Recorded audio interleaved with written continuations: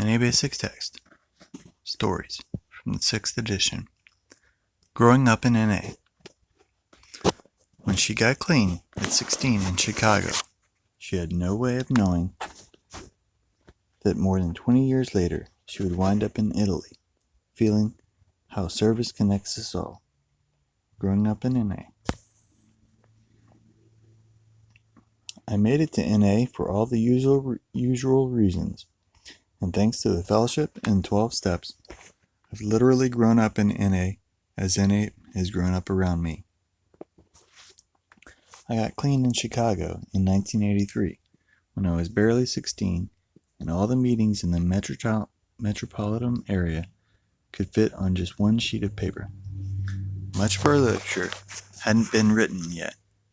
We had poker chips instead of keychains, and my first basic text was a photocopy of the literature approval version. There were few women, and no one else quite as young as I was in the meetings I went to. At 6 months clean, I was taking my shift answering the NA helpline from a payphone in the halfway house for juvenile delinquents where I was living. Looking back on it now, it seems like NA and I were both adolescents who grew up together. It was a period of rapid expansion in the fellowship. Every weekend, we traveled to meetings or workshops or planned social events, learning how to stay clean together. How you identified yourself in a meeting became of the utmost importance. We were forging our own identity as a fellowship, saying yes, we can recover in NA. Just NA. There was no avoiding service in those days. And being the addict that I am, I was rather obsessively involved for the first 9 or 10 years of my recovery.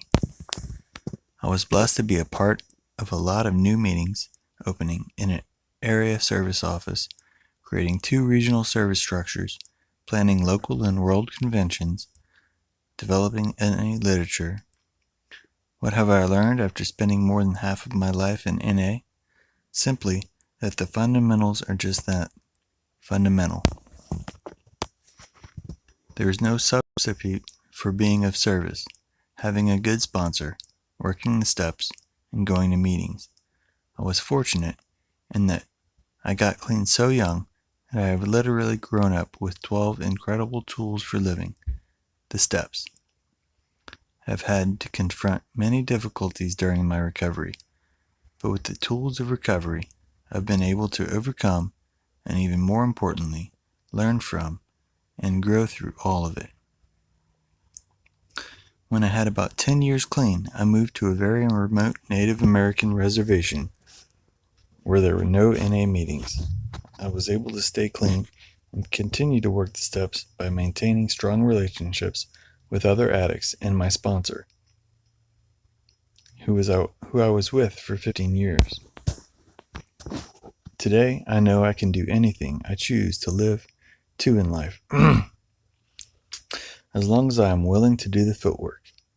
Working the program has helped me become the responsible, productive member of society that our literature talks about. I went from being a high school dropout to having a master's degree and working with Native tribes nationwide in Washington, D.C.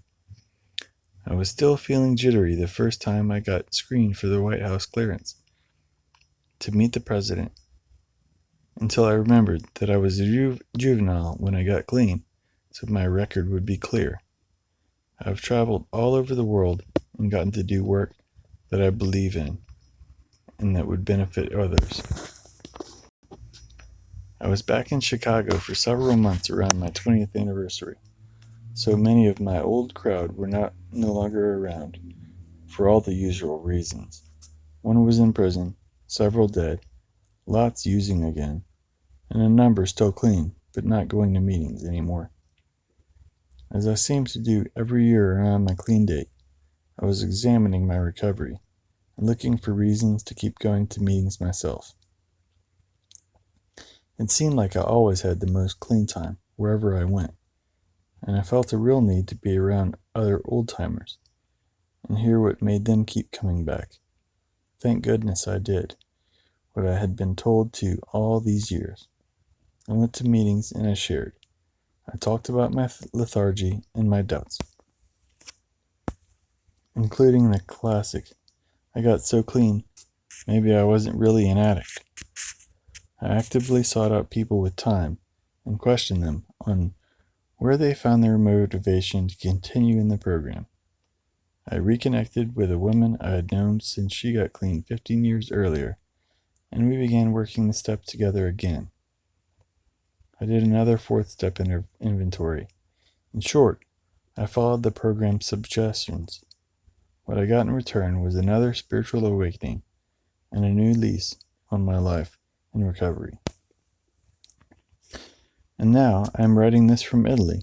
I've started a new career, something I love, that is just for me, and I'm back to doing service in NA. I'm an active member in my home group in Narcotics Anonymous in Italia. I have a sponsor, and I sponsor two amazing women. The program here seems very much like the NA I walked into many years ago. I'm excited and honored to be a part of another growth cycle in NA, this time halfway around the world. 3 years ago, I attended my very first Italian NA convention. Each meeting at the convention was based on an entry from the Just for Today daily meditation book. At my very first meeting, I heard a man from Italy with 14 years clean say that he read it from it every day and it had helped him save his life and keep him clean. I spontaneously burst into tears. When I was 18 years old, I was a regional literature chairperson and for 2 years coordinated what we then called the Daily Book Project. Every weekend, we had editing workshops in my mom's basement where I would put the corrected versions in one of the first personal computers. During this time, I had never stopped to think about the impact we might have on someone else. I wouldn't realize it until years later when I was half a world away at a convention. There I heard another addict speak in Italian about his life changing as a result of the literature we were working on in my mom's basement. Today, I understand how what we do in our lives in recovery can be felt around the world. Through NA and the service we do for the fellowship, every single one of us is connected in some way. Coming from a Native American tradition, I always have been taught that we are all related and interconnected, but never thought much about this early in my recovery because I was so young and busy trying to stay clean and grow up. I now understand why I need to keep coming back, no matter how long I've been clean. I finally understand what my family has been trying to tell me all those years.